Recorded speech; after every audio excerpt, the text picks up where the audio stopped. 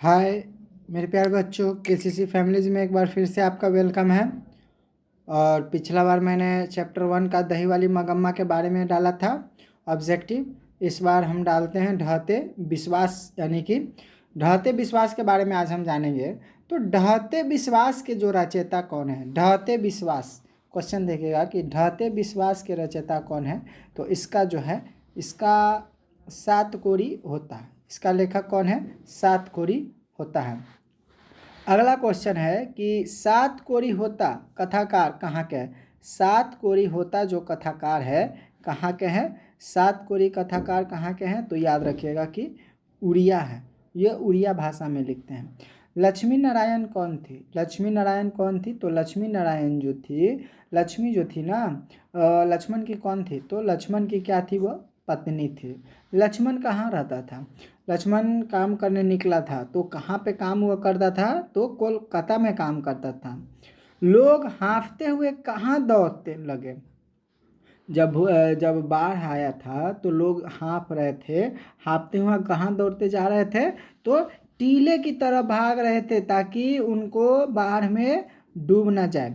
बताइएगा कि ढहते विश्वास कहानी में राजेंद्र मिश्रा जो थे ना, क्या थे? ढहते विश्वास जो कहानी बताया गया है उसमें एक व्यक्ति थे राजेंद्र मिश्रा, जो उसमें क्या थे? तो उसमें से जो बताया जाता है कि वह क्या थे? एक अनुवादक भी थे और एक संपादक भी थे, यानी कि ए और बी दोनों थे। क्या थे? एक अनुवादक भी थे और एक संपादक भी थे। ध्यान से देखिएगा आप, ठीक है।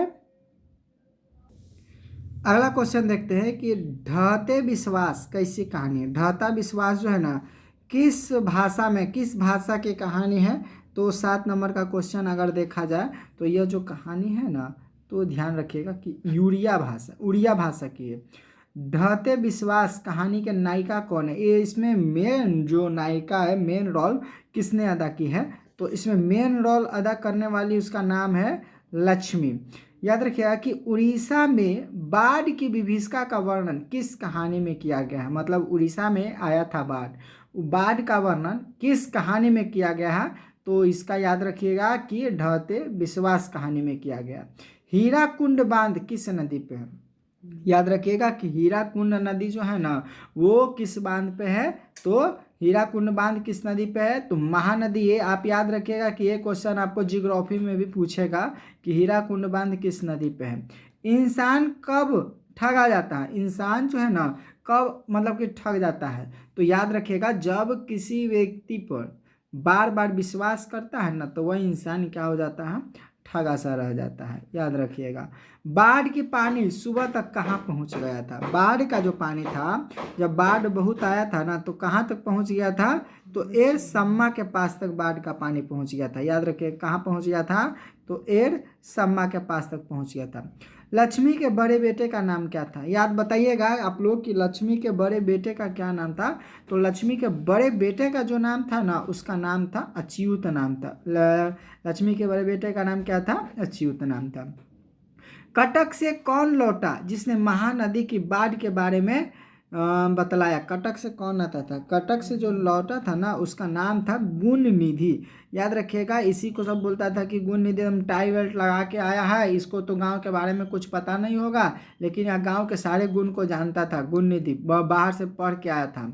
अगला बताइएगा कि लक्ष्मी जब ससुराल आई तब किस नदी ने दाव साधा था? मतलब जब लक्ष्मी ससुराल आई थी ना, जब लक्ष्मी ससुराल आई थी तब किस नदी ने दाव साधा था? तो याद रखिएगा 15 का आपका आंसर हो जाएगा।